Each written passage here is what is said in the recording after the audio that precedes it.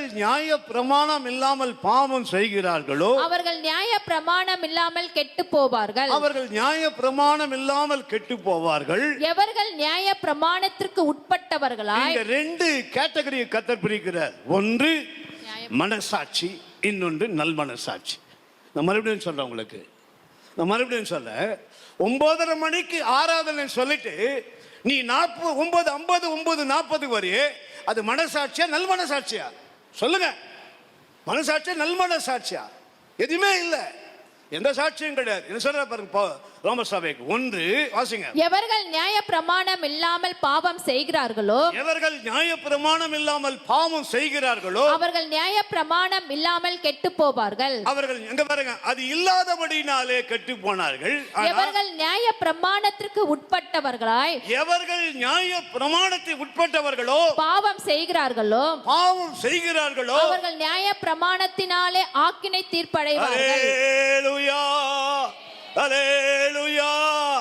இந்த வசனத்தை வாசிக்கிறியே, அதுவே உன்னை நியாய தீர்ப்பு போகுமா? இந்த வசனத்தை நேசிக்கிறியே, அதே உன்னை நியாய தீர்ப்பு கொண்டு போய் விடுமா?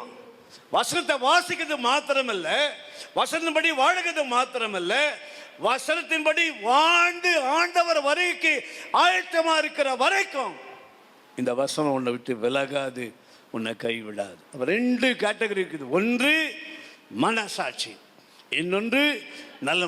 ரெண்டாவது கீழே நியாயப்பிரமாணம் கொடுக்கப்பட்டு, நான் சொல்றது புரியுதா உங்களுக்கு? சந்தனமா புரியுதா? விசாரம் செய்யக்கூடாது, பொய் சொல்லக்கூடாது, ஏமாற்றக்கூடாதுன்னு சொல்லி ஏற்கனவே சொல்லி ஆண்டவர் சொல்லியிருந்தா, நாம போய் அதை செஞ்சோமானால் அப்போ உனக்கு மனசாட்சியும் இல்லை, நல்ல மனசாட்சியும் கிடையாது. நான் மறுபடியும் சொல்றேன், நான் ப்ராக்டிக்கலாக சொல்றேன் உங்களுக்கு. ஒரு பொருளை இங்கே பாருங்க, ஒரு பொருளை திருடும்போது முதல்ல சுற்றி பார்ப்பாங்க.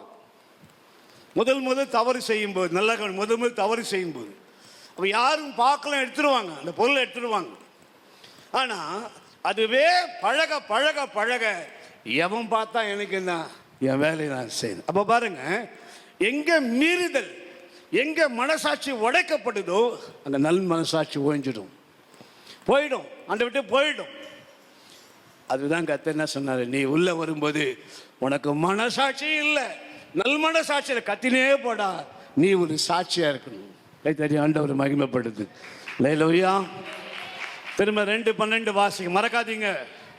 பாப்பா உனக்கு புரிஞ்சுதா அந்த வசனம்?